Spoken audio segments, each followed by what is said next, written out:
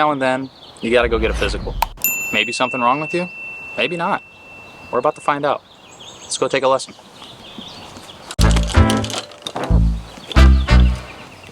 We're at Aviara Country Club today at the Kit Poederbos School of Golf.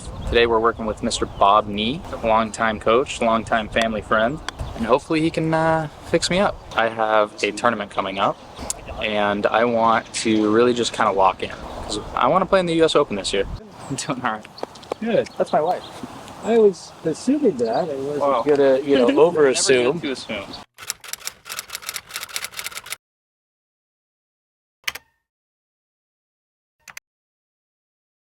We talked about last time getting this chest over thigh instead of chest to sky. I'm working well. The ball's starting to shape a lot more right to left than left to right, which is, for me, ideal. Obviously, we talked about under 100 yards last time. It's okay to leave a little bit of weight on the left side. I'm like tugging wedges a little bit. Like they're well struck. They're well struck, Yeah. spinning the way you want, but they're 3 to 8 yard pull. Yeah, and long a little. I was watching a couple videos back, and I was used to getting over. Kind of going back to And I was like, that doesn't look right or feel right. And so I started being here, like feeling more laid off, kind of. Okay. And I looked at the videos, and it was like this. in the right position. Did that over time get more and more laid off? Perhaps. But that, to me, feels better than being crossed over. A lot of it for you is just a matter of making sure that this sometimes opens a touch better rather than kind of trying to manipulate it with the arms as much. Okay. So he's trying to get some You know, just let it fall to the ground. Okay? He's kind of aiming a little. See, but that felt the opposite. Understand? You know what I mean? That felt like I was here. Okay, so let's do it again. So I don't want you to feel like you have to shut hands, lift club. Yeah. I hate that. Right. I want you to feel like you're open to it with your turn. Okay. Great. Dropping right foot. Yes, yes, yes. Now find ground from there, right? Kind of. Excellent. Because I think that'll help get rid of the pull. Because I think sometimes the pull is when you're either trying to force it to stay out, you get more close, or you just get a little bonus activity out of the hands on the table. So that's not inside. Nope. Okay. Well, then that feels really good. It will get inside Yeah. if you don't pivot a little bit. If you get caught where the arms start to run, that's when it's going to get in. Okay. So let's make sure we also watch out for the difference between set and shallow. See, that's actually on a great track. Well, what you've got to watch for on that is like when you're here, we've got to make sure that you still pivot a hair with it so you don't feel like you have to lift it. Close your eyes. Okay. Yeah. That's slappy. Uh-huh. No way. You got to work on the tempo of that one, you know? What I was doing for a while was I was kind of having the feeling of this butt end of the grip in my belly button. Make this like stabilize the space like that. And for me, that produced a lot better contact. I think that helps Consistent. keep you maybe a hair more left with your weight. Show me that again. I still saw that one get a little inside your hands that time. Yeah. That was better. That was a lot better. Yeah, that's the cleaner. When I was saying in the beginning, like the feeling of not over rotating this right hip and kind of like loading in to the inside of the leg, that to me feels like it gets it on plane a lot. Like I don't have to think about it. But again, that's more the full shot feel. Right. Which is what, like, that's why I'm confused. Well, because on the full shot, you're gonna get more into and get around. On a short game shot, you're gonna be a slight bit more hard to set. So you But that weight's not falling forward. It is a little bit on the short game shot. I mean, the short game shot, it's setting a little more forward of center than it is setting back. Okay. full swing, you said you've liked the shape that you're getting. Yeah, it feels like I'm Still more about these wedge shots, making sure we get rid of the long pull, right? Yeah, or I mean those weird thin shots where I just feel like I have to scoop it Because you're so behind. yeah. But then like, you know, I'll exaggerate and go the other way, and then that's where this comes in. And I don't want that either. I don't want that. Right, so that weird thin one, though, to me, that's the one where you get caught kind of working this way. Stay left and let that club work a little bit more down beyond it. Okay. So let's just try something where I'll keep like 80% left side. Yeah. Yeah, I just think you just got to realize on some of those other ones, what's happening is as you're coming in and you're creating a little bit of early speed, it's like it's going this way. Yeah. Okay. And now the club's going to have a chance to over shallow and leave ground instead of staying that little bit more on top of it. Okay. That's so much better. Holy shit. Yeah. Wow. Well, and I'd also say Like that got inside and it's still okay. Right. And I would say sometimes it's a little bit of that distance where you're slightly in between. Is this a full shot or is this still a short game shot? Right. And so then you get kind of trapped, kind of making a little more of your full swing takeaway, and now you're 100%. behind and under. 100%, yeah. I do want to get, like, I want to understand that feeling of working up without lifting it. Sure. You know what I mean? Sure. So some of that is start to club back. Is now just let it have a little bit of play into the right wrist. Okay. So hinge it a little Yeah, bit? well, right, but let it happen more by letting the head swing into it. Exactly. Rather than feeling like you have to actively do it. That's the challenge, right? It's like I want to get it because it more has a little momentum into this angle, not so much trying to actively set it. So set it up again with both hands. Start it back. Again, just let there be just a little swing in that handle. Okay. Exactly. Oh, yeah. Yeah. Super. More flight. Yeah, for sure.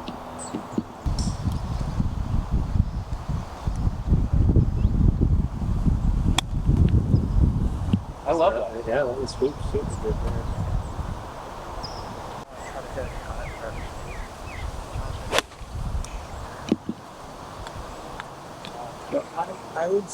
That's just a little bit of not completely letting the body finish up. Yeah, I agree. That was perfect. So what you're trying to sense with the finish there is that you keep turning so the shaft never finishes left in the hands. Yeah, okay. Just kind of holding it off. Yeah, but you want to make sure it happens through rotation and not just physically with your hands, right?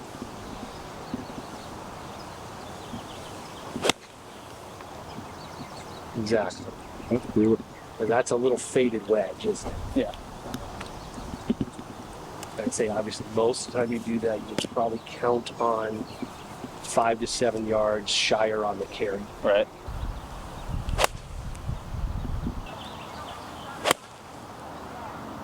If that, like if you're trying to kind of clear it left and then you get caught pulling in the pocket, you can see how the head has the potential to go that way. Yeah.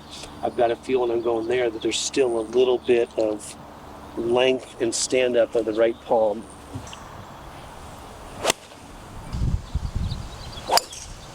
Finish your backswing first, please.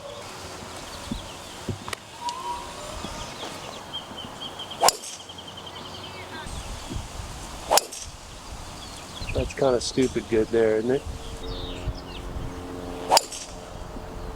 I felt better. It's 300. Middle of the box to the middle of the box. Really? That's also down to. What is the play ball? I was trying to flight that one, But make sure when you flight it, you still go with it. So what happened there is you flighted that by doing a good job of de-lofting head, Yeah. getting this action, and then you stopped a little bit, so it slung on you a little more. Yeah, because I was trying to kind of like, I was trying to finish low. So when you're going to finish low, make sure you body finish low, not just hands finish low. Okay. Yeah, it was a better body move to hold that off.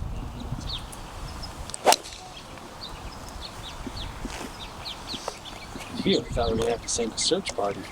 All right, so low chaser. I'm gonna try and hold it off, Okay. like we were hitting that anti-left. Uh-huh. Stand Same a little I did closer with the to it. shaft. Yep, let it stand up a touch.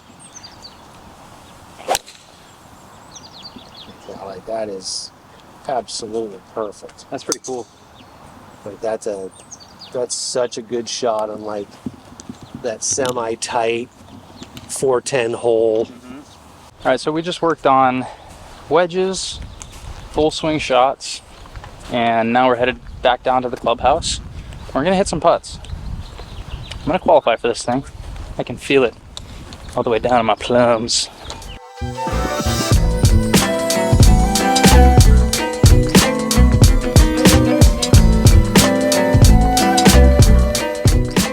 How much break are you ultimately seeing? 2.5 to 3 cups.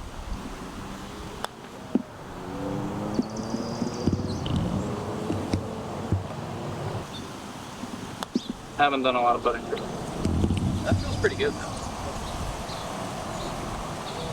I see it moving at the end more than anything, but I'm seeing about 2 balls, right?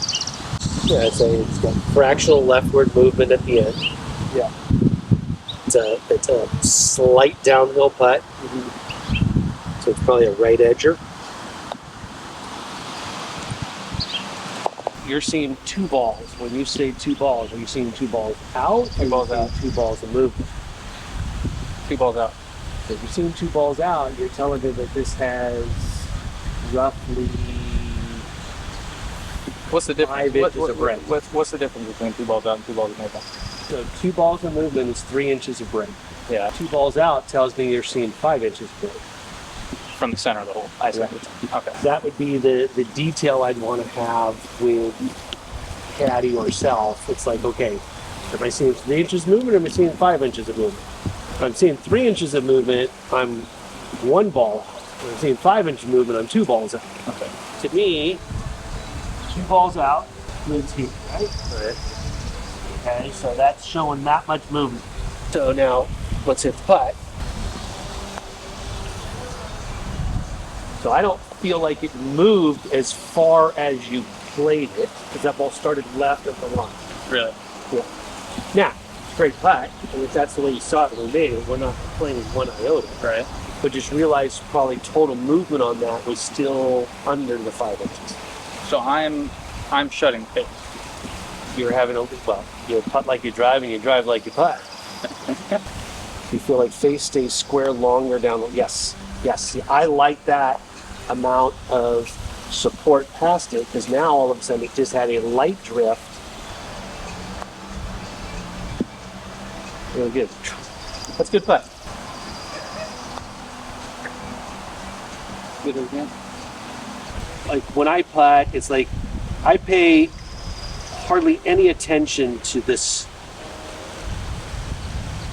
I pay every ounce of attention to where am I going, how am I supporting that, and so now can I putt out to my line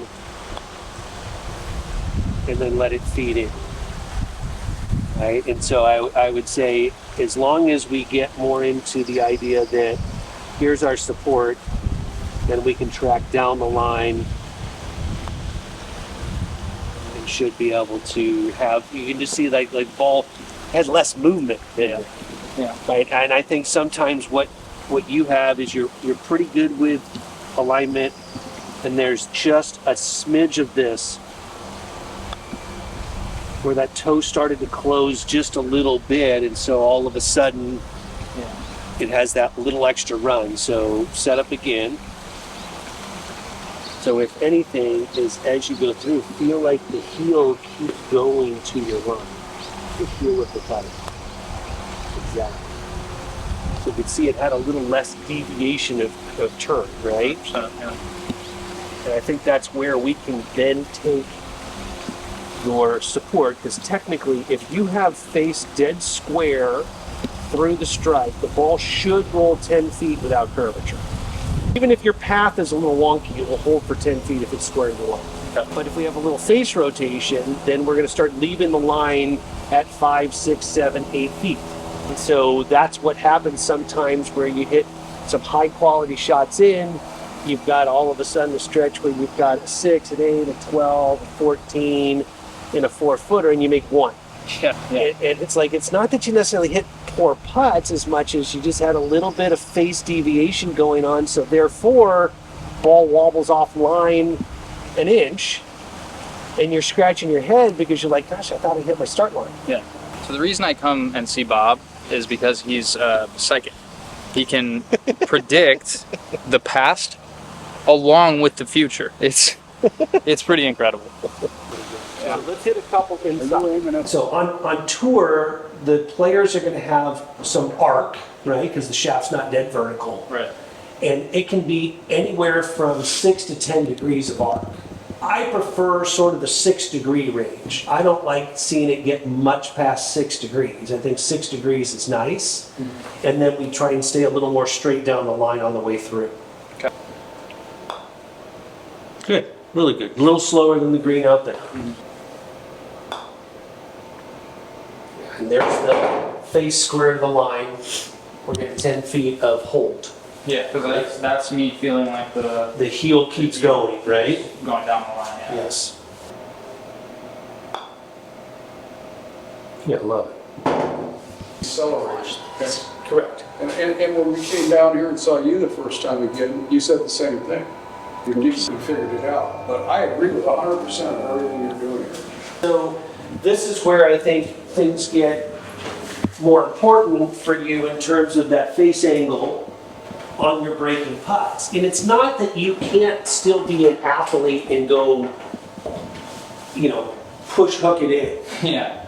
Right? Right. And it's going to happen sometimes, right? But I think if we can get you to feel heel going at least to about this pace past the ball, mm-hmm. then your face angle will stay squared longer instead of that toe slightly covering. And this is where it shows up more for you, mm-hmm. because this is probably why when we were out there, I'm seeing 3 inches of break and you're seeing 5 because it's right to left. Right. And then vice versa, you're seeing 3 inches. 2 balls of break on that long left to right, and I'm seeing double. Yeah. Pretty good. Just got to keep that a little more out to the line, right? Yeah, I didn't trust it.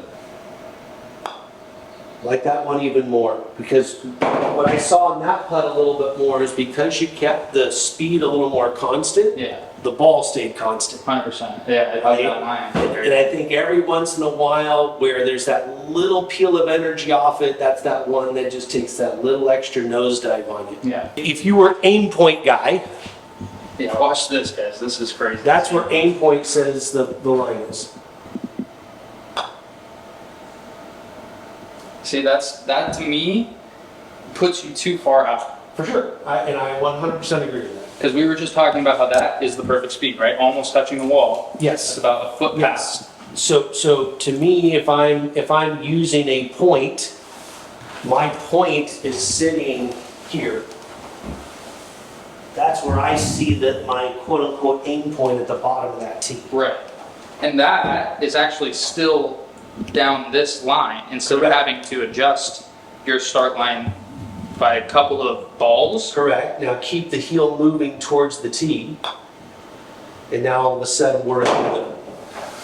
Right? So I think this might be the way we've got to talk about a putt a little bit more. So when you're talking break, maybe instead of always talking at the cup, mm-hmm. let's talk at where it is last third. Yeah. Typically that's going to be where your apex is. And so that's why you could have the argument with someone where it's like, is this really breaking 10 inches? I don't think so. I don't either. But I would agree that it's breaking 4+. Right. I think that the issue with aim point, because obviously you can make a putt, right? For sure. With that, but it has to be perfect speed. Correct. It has to be perfect speed. Correct. You can't get away with anything with aim point. Correct. So let's be honest.